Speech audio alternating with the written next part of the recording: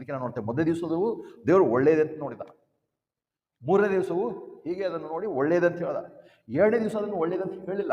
ಯಾಕೆ ಒಳ್ಳೆಯದಂತ ಹೇಳಿಲ್ಲ ಅಂದರೆ ಇಲ್ಲಿ ನೋಡುವಾಗ ಹೇಳಿಲ್ಲ. ಮತ್ತು 31ನೇ ವಚನಕ್ಕೆ ಬರುವಾಗ ಬಹಳ ಒಳ್ಳೆಯದಂತ ಹೇಳ್ದ.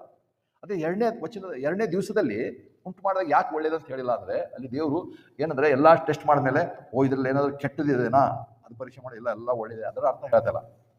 ಇಂಗ್ಲೀಷ್ನಲ್ಲಿ ಕೂಡ ಗುಡ್ ಅಂತ ಹೇಳ್ತಾನೆ ಇಂಗ್ಲೀಷ್ನಲ್ಲಿ. ಅದರ ಅರ್ಥ ಏನಂದ್ರೆ ಪರಿಪೂರ್ಣವಾದದ್ದು, ಕಂಪ್ಲೀಟ್ ಮಾಡಿದಾನೆ ಅಂತ ಅರ್ಥ. ಎರಡನೇ ದಿವಸದಲ್ಲಿ ಕಂಪ್ಲೀಟ್ ಆಗಿರಲಿಲ್ಲ. ಮೊದಲನೇ ದಿವಸದಲ್ಲಿ ದೇವರೆಲ್ಲ ಕಂಪ್ಲೀಟ್ ಮಾಡ್ದ, ಒಳ್ಳೇದಾಗಿತ್ತು. ಎರಡನೇ ದಿವಸದಲ್ಲಿ ಕಂಪ್ಲೀಟ್ ಆಗಿಲ್ಲ. ಯಾಕೆ ಕಂಪ್ಲೀಟ್ ಆಗಿಲ್ಲ ಅಂದ್ರೆ ಅವತ್ತು ಬರೀ ನೀರುಗಳ ಮಧ್ಯದಲ್ಲಿ ವಿಶಾಲವಾದ ಸ್ಥಳ ಉಂಟು ಮಾಡ್ದ, ಹೆವೆನ್ ಅಂತ ಹೇಳ್ದ.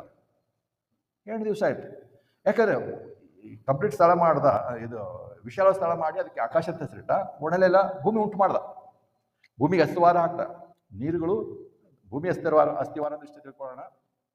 ಭೂಮಿ ಮೇಲೆ ಎಷ್ಟೊಂದು ನೀರಿತ್ತು ಅಂದ್ರೆ ಅದರ ಮಧ್ಯದಲ್ಲಿ ವಿಶಾಲ ಮಾಡಿದಾಗ ಮೇಲಿನ ನೀರಿದೆ, ಭೂಮಿ ಮೇಲೆ ಕೂಡ ನೀರಿತ್ತು.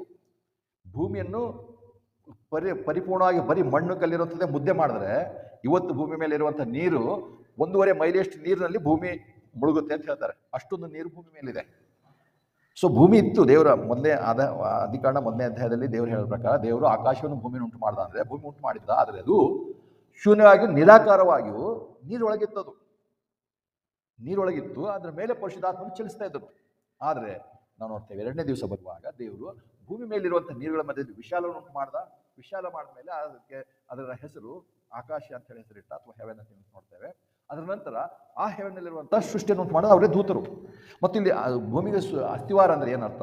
ನೀರು ಒಂದು ವೇಳೆ ಅದೇ ಹೇಳಿದೆವಲ್ಲ, ಬರೀ ಭೂಮಿಯನ್ನು ಉಂಡೆ ಮಾಡಿದ್ರೆ ಇವತ್ತಿರುವಂಥ ನೀರು 1.5 ಮೈಲಿಯಷ್ಟು ನೀರು 1.5 ಮೈಲಿಯಷ್ಟು ನೀರಿನ ಒಳಗೆ ಭೂಮಿ ಮುಳುಗಿರುತ್ತೆ. ಅದಕ್ಕೆ ನೋಡ್ತೇವೆ ನೋಹನ ಜಲಪ್ರಳಯದ ಸಮಯದಲ್ಲಿ ಇಡೀ ಭೂಮಿ ನೀರಲ್ಲಿ ಮುಳುಗಿದಾಗ ಎಷ್ಟೋ ದಿವಸ ನೋಹನ ನಾವೇ ಎಲ್ಲಿ ನಿಂತ್ಕೊಳ್ಳೋಕೆ ಸ್ಥಳ ಕೊಡೋದಕ್ಕಿರಲಿಲ್ಲ. ಕೊನೆ ಭೂಮಿ ದೇವರು ಗಾಳಿಯನ್ನು ಉಂಟು ಮಾಡಲು ಅಲ್ಲಿ ಹೇಳ್ತಾನೆ, ಗಾಳಿ ಬೀಸಿದಾಗ ಅದು ಒಣಗಿ ಒಂದು ಭಾಗ ಕಾಣಿಸ್ಕೊಳ್ತು. ಆವಾಗ ಮೌಂಟ್ ಅರಾರಟ್ ಬೆಟ್ಟ ಮೇಲೆ ಹೋಗಿ ನೋಹನ ನಾವೇ ನಿಂತ್ಕೊಳ್ತು.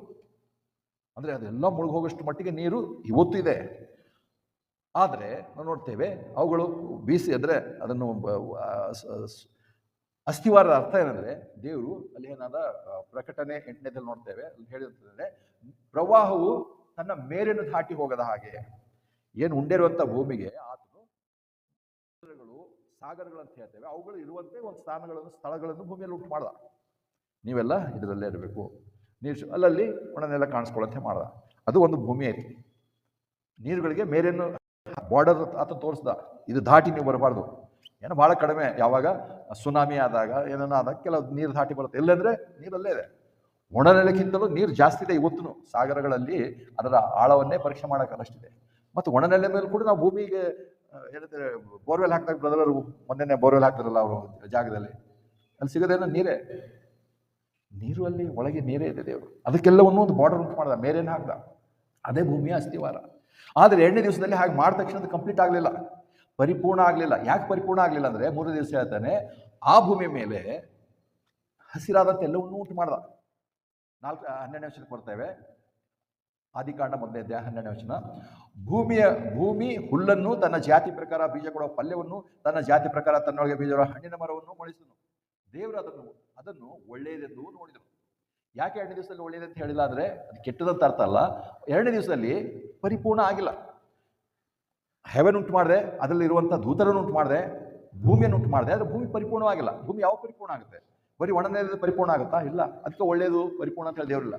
ಆ ಭೂಮಿ ಮೇಲೆ 3ನೇ ದಿವಸ ಯಾವಾಗ ಹೇಳ್ತಾನೆ, ಹುಲ್ಲನ್ನು, ತನ್ನ ಜಾತಿಯ ಪ್ರಕಾರ ಬೀಜ ಕೊಡುವ ಪಲ್ಯವನ್ನು, ಜಾತಿ ಪ್ರಕಾರ ತನ್ನೊಳಗೆ ಬೀಜ ಹಣ್ಣಿನ ಮರವನ್ನು, ಏನು ಇವತ್ತು ನಾವೆಲ್ಲ ಕಾಣ್ತೇವೆ ಅದೆಲ್ಲ ಉಂಟು ಮಾಡ.